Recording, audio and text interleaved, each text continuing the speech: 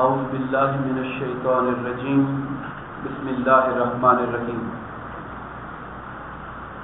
ولو انا كتبنا علیہم ان اقتلوا انفسکم او اخرجوا من دیارکم ما فعلوه الا قلیل منهم صدق اللہ مولانا العظیم وبلغنا رسولہ النبی الکریم۔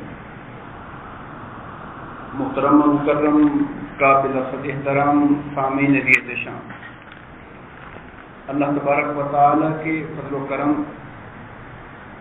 اور اس کے حبیب کریم حضور نبی اکرم صلی اللہ علیہ وآلہ وسلم کے نالین پاک کے تصدق سے سورہ النساء کی آیت نمبر 66 سے لے کر 70 تک کے حوالے سے ہم انشاءاللہ گفتگو کریں گے۔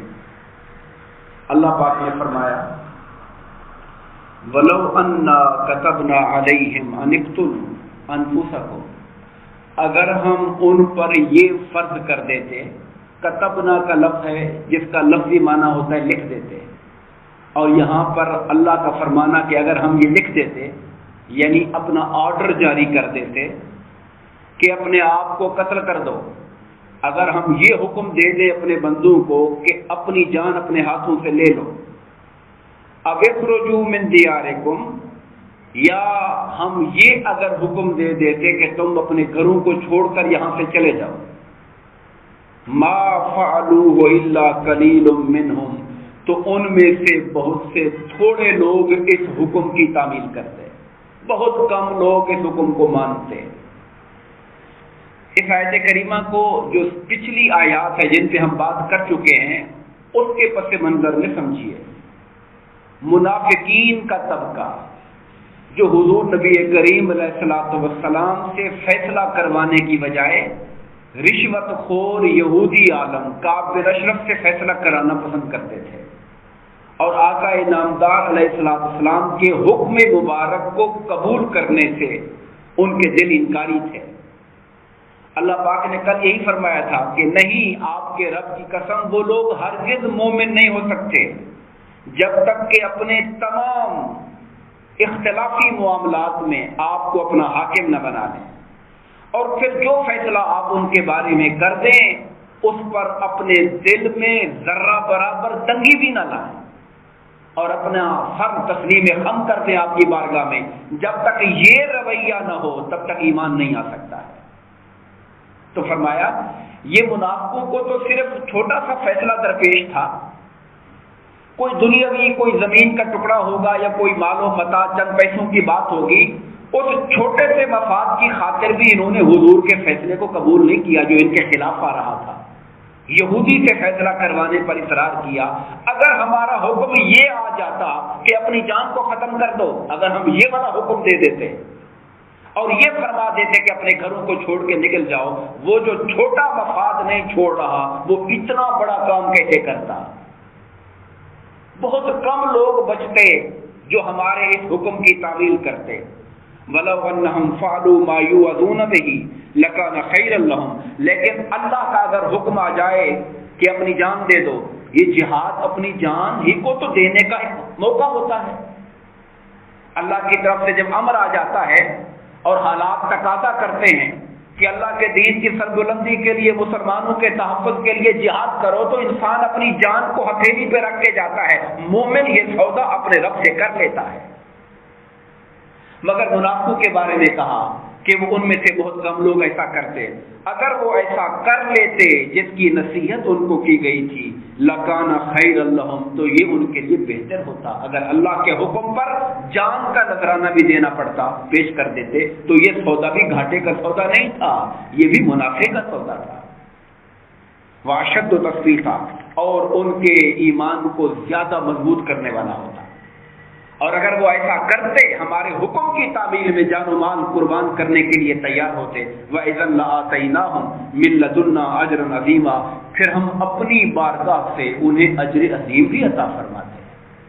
اگر وہ حکم کی تعمیل میں اس حد تک چلے جاتے کہ جان و مال قربان کرنے کے لیے تیار ہو جاتے، تو پھر ہم اپنی بارگاہ سے انہیں اجر عظیم سے نوازتے۔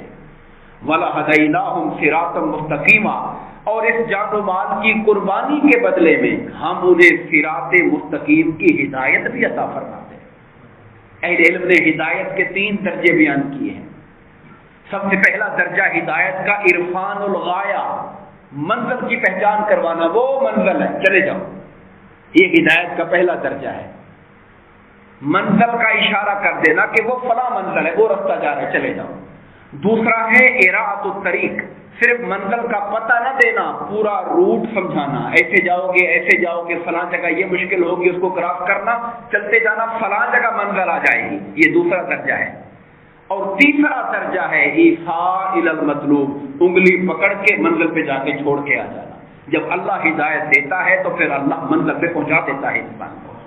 وَلَهَدَيْنَاهُمْ صِرَاطًا مُسْتَقِيمًا وَمَن يُطِعِ اللَّهَ وَالرَّسُولَ فَأُولَٰئِكَ مَعَ الَّذِينَ أَنْعَمَ اللَّهُ عَلَيْهِم مِّنَ النَّبِيِّينَ وَالصِّدِّيقِينَ وَالشُّهَدَاءِ وَالصَّالِحِينَ، فرمایا کہ وہ لوگ جو اللہ اور اس کے رسول کا کہنا مانیں گے، ان کی اطاعت کریں گے، اللہ اور اس کے رسول صلی اللہ علیہ وسلم کی۔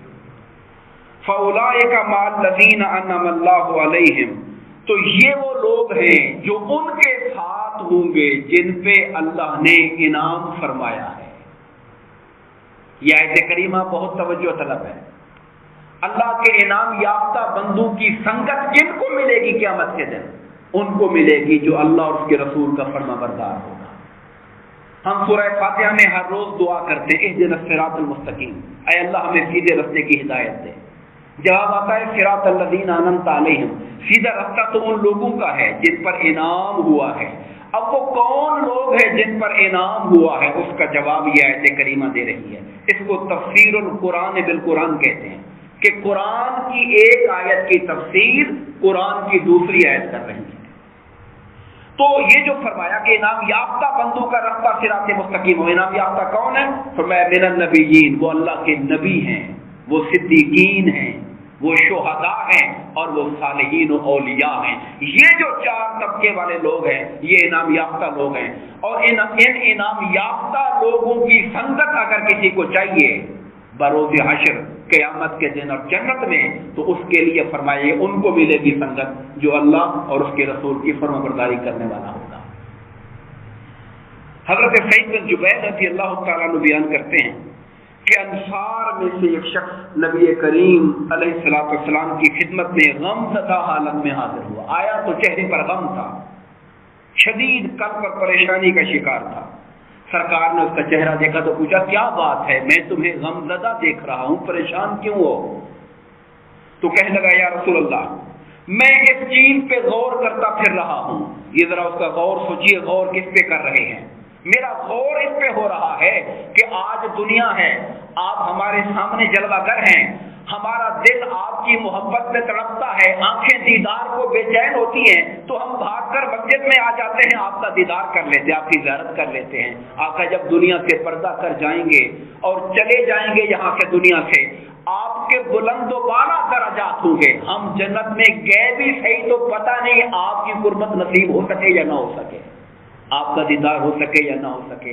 اس بات پہ سوچ سوچ کے پریشان ہو رہا ہوں، ہمارا کیا بنے گا، ہم اہل محبت اور اہل عشق کا کیا بنے گا کہ آپ کے دیدار کے بغیر تو ہمیں جنت بھی خوبصورت نہیں لگے گی۔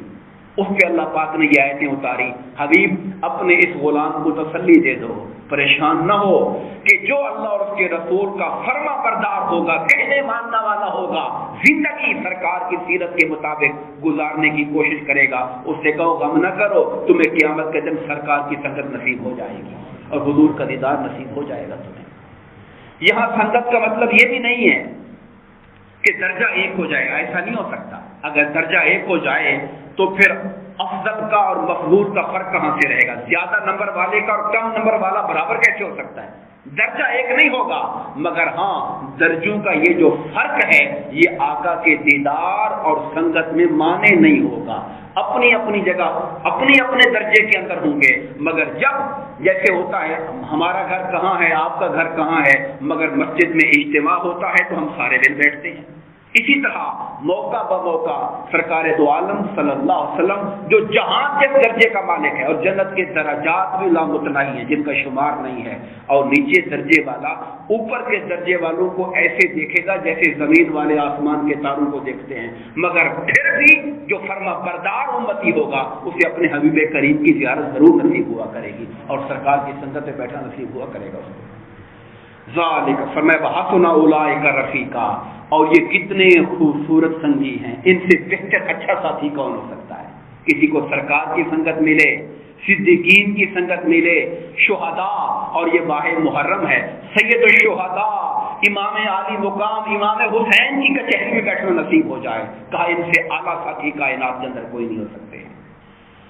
وَكَفَى بِاللَّهِ عَلِيمًا ذَلِكَ الْفَضْلُ مِنَ اللَّهِ، اور یاد رکھو اتنی اعلیٰ ہستیوں کی سنگت کا ملنا یہ صرف تمہارے عمل کا بدلہ نہیں ہو سکتا، یہ اللہ کا فضل مہربانی ہوگی ساری۔ وَكَفَى بِاللَّهِ عَلِيمًا، اور اللہ تعالیٰ خوب جانتا ہے کہ کس پر اس نے اپنا فضل کرنا ہے اور کون اس کے فضل کا حقدار ہے۔ دعا فرمائیے اللہ تبارک و تعالی ہم گناہگار سیاہکار لوگوں کو بھی بروز حشر آقا کریم علیہ الصلوۃ والسلام، صدیقین، شہداء اور اولیاء کی سنگت اپنے فضل سے نصیب فرمائے، آمین۔ وما علینا الا البلاغ۔